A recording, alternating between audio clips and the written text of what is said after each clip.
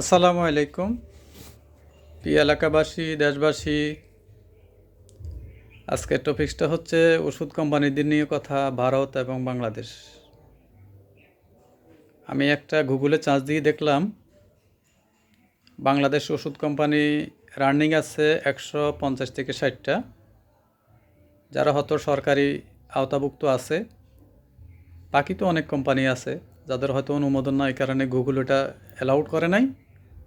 আমাদের মতো ছোট্ট একটা দেশে 150 থেকে 200 একটা কোম্পানি, 18 কোটি দেশের মানুষে, এটা অনেক বিশাল ব্যাপার স্যাপার। এতগুলো ওষুধ কোম্পানি অ্যাপ্রুভেড দেওয়া উচিত হয় নাই। আর আমাদের দেশের সব কোম্পানিরে সব ওষুধ অ্যাপ্রুভেড দিয়ে দেয় আমাদের গভর্নমেন্ট, যারা ওষুধ অধিদপ্তর আছে। আসি আবার ভারতের দিকে। ভারতে মাত্র 26টা ওষুধ কোম্পানি আছে, 26টা। এর মধ্যে 16টা কোম্পানি রেড জোনে আছে, হয়তো সরকার এদেরকে বাদ দিয়ে দিবে অথবা তাদের কোনো সমস্যা আছে। বাকি 10টা কোম্পানি সারা ভারত জুড়ে চলতেছে।